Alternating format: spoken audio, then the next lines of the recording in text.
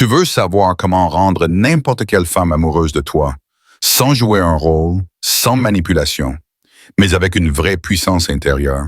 Dans cette vidéo, je vais te dévoiler 8 astuces psychologiques inspirées du optimiste qui vont transformer ta manière d'aimer et d'attirer. Si tu es prêt à devenir un homme sûr, libre et magnétique, reste avec moi jusqu'à la fin. Ce que tu vas découvrir pourrait bien changer ta vie amoureuse. Pourquoi regarder cette vidéo en détail? Pour les valeurs. Ici, pas de recettes magiques ni de manipulations douteuses.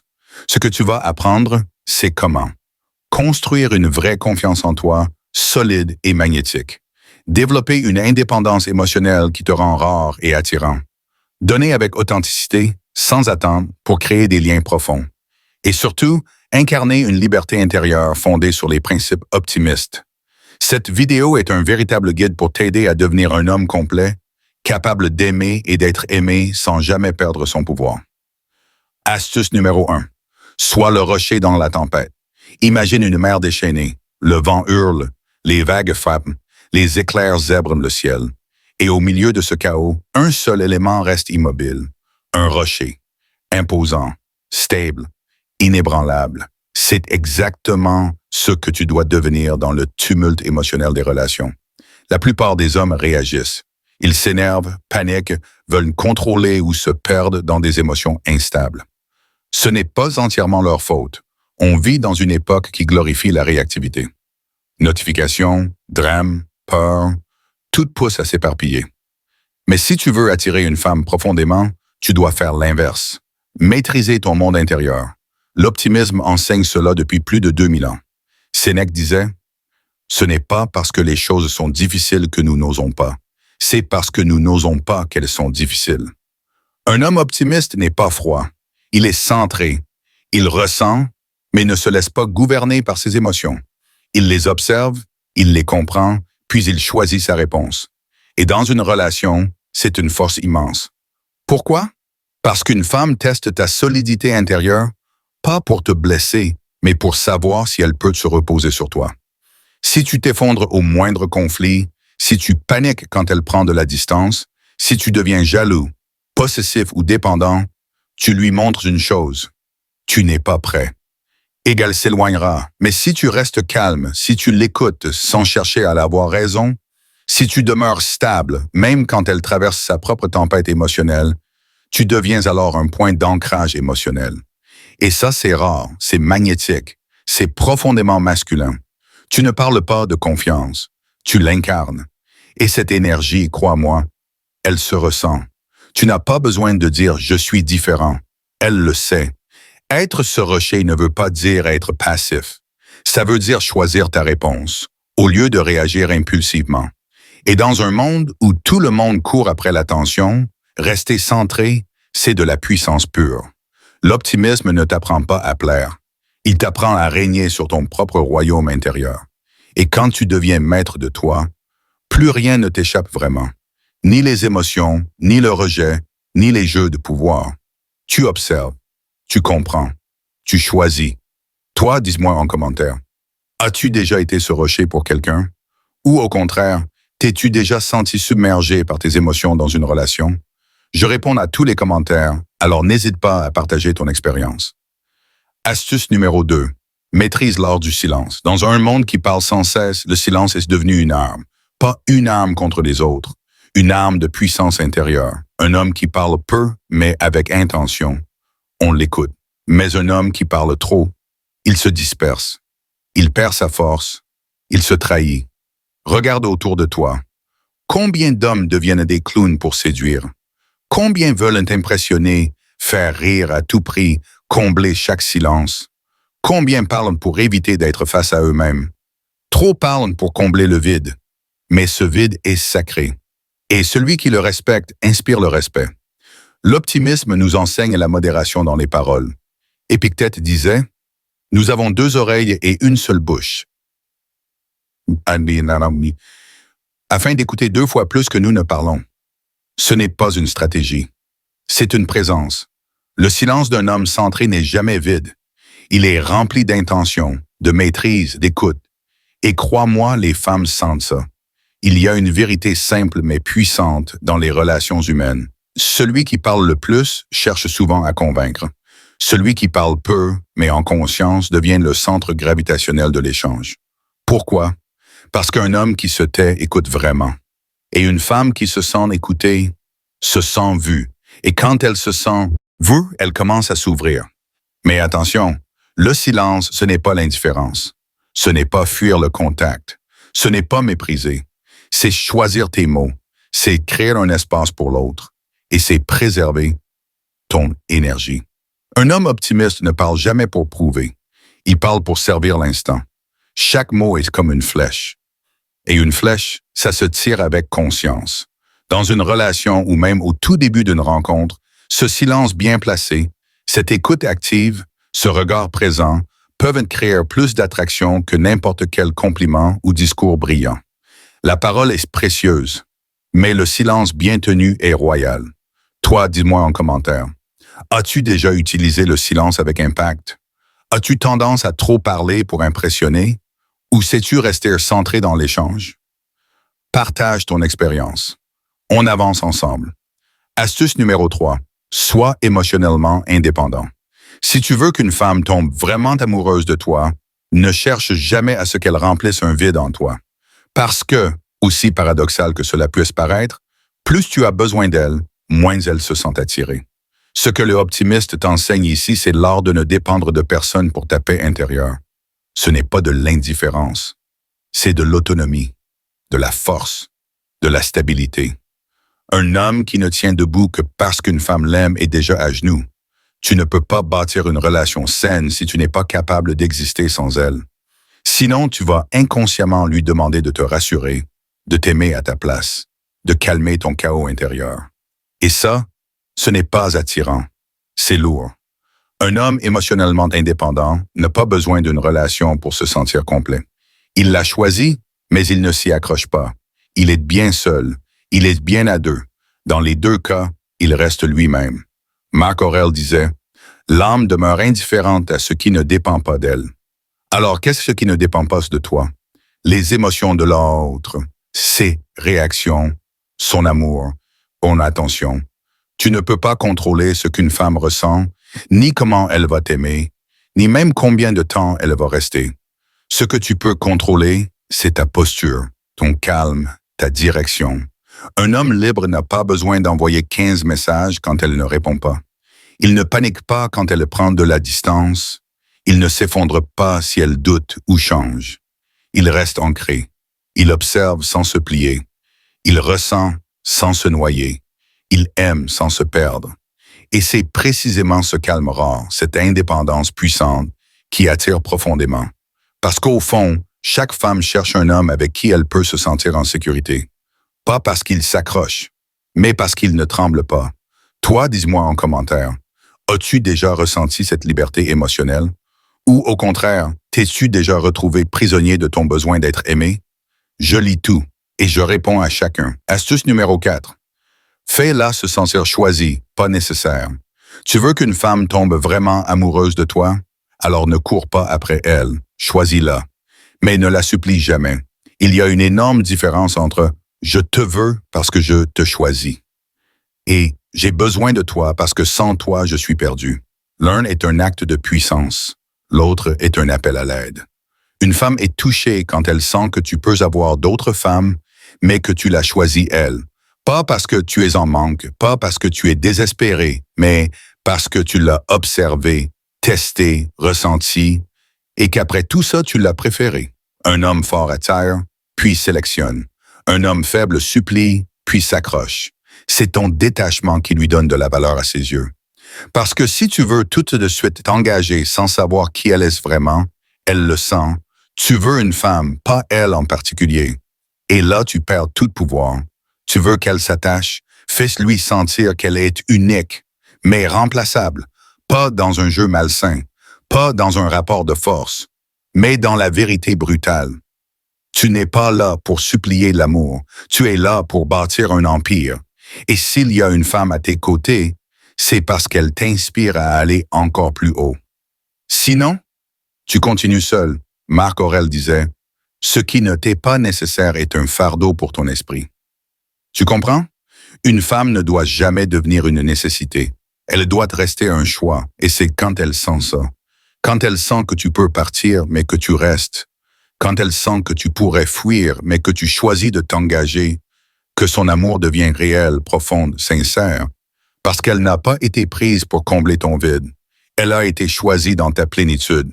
Alors maintenant, pose-toi cette question. La dernière femme que tu as aimée, tu l'as choisie ou tu en avais besoin? Astuce numéro 5. Ignore ses mots. Observe son énergie. Tu veux savoir si une femme t'aime vraiment? Arrête d'écouter ce qu'elle dit. Commence à observer ce qu'elle vibre. Les mots mentent, les émotions trahissent. Une femme peut te dire « je t'aime » et pourtant, dans ses gestes, dans ses silences, dans ses absences, il n'y a rien. Et inversement, une femme peut ne jamais prononcer ces 3 mots. Mais son regard, sa douceur, sa patience, son corps entier crie « je suis là, je suis à toi, tu es mon roi ». Tu vois, l'amour n'est pas dans les promesses, l'amour est dans l'énergie qu'elle dégage quand elle est près de toi. Est-ce que son regard se pose sur toi avec paix ou tension? Est-ce qu'elle se tourne vers toi avec admiration ou indifférence? Est-ce que tu ressens qu'elle te voit vraiment ou juste t'utilise? Un homme sage ne cherche pas des mots, il cherche des preuves silencieuses. Tu veux le test ultime? Observe-la quand tu es brisé, quand tu doutes, quand tu tombes, quand tu es moins séduisant, moins puissant, moins rayonnant. C'est là que sa vraie nature se révèle. Si elle reste, si elle apaise, si elle t'élève dans le silence, sans vouloir briller plus que toi, alors tu n'as pas une femme, tu as une reine. Mais si elle disparaît dès que tu n'es plus à ton avantage, si elle critique, exige ou te compare à d'autres, alors tu n'étais pas aimé, tu étais utilisé. Tu ne peux pas tricher avec l'énergie. Tu peux manipuler les mots, tu peux mentir avec des gestes. Mais l'énergie ne ment jamais. Elle est ce qu'elle est. Et l'homme stoïque, celui qui a appris à lire les gens, ne se fie jamais aux belles paroles. Il sent, il capte, il voit et il agit en conséquence, sans colère, sans haine, juste avec une lucidité froide, parce qu'il sait que le véritable amour ne se dit pas. Il se prouve, il se vit, il se respire. Astuce numéro 6. Elle te teste parce qu'elle espère que tu passes le test. Tu crois qu'elle est toxique parce qu'elle te provoque? Tu crois qu'elle te cherche parce qu'elle veut t'humilier? Non, mon frère, elle te teste parce qu'elle espère que tu tiens. Tu ne comprends pas encore le cœur féminin. Une femme peut t'aimer profondément et pourtant te pousser dans tes retranchements. Pourquoi? Parce que l'amour d'une femme n'est pas passif. Il cherche une forteresse. Il veut un homme capable de tenir quand tout vacille. Alors elle te provoque. Elle crée des petits conflits. Elle observe comment tu réagis quand elle devient distante, froide, émotive ou imprévisible. Pas pour te détruire, mais pour voir si tu es construit. Elle veut voir si tu gardes ton cap, si tu restes calme, si tu restes ancré, si tu restes homme. Elle veut sentir que même dans la tempête, tu ne trembles pas. Parce qu'une femme, au fond, rêve de s'abandonner. Mais elle ne peut le faire qu'avec un homme plus stable qu'elle, plus centré qu'elle, plus fort qu'elle intérieurement. Et voilà le piège. Si tu prends ces tests personnellement, si tu cries, tu t'énerves, tu t'effondres ou tu fuis, tu échoues. Tu montres que tu es un enfant dans un corps d'homme. Tu montres que tu ne peux pas porter le chaos féminin. Et elle se refermera. Elle ne te respectera plus. Et l'amour qu'elle avait pour toi s'évaporera lentement, sans bruit.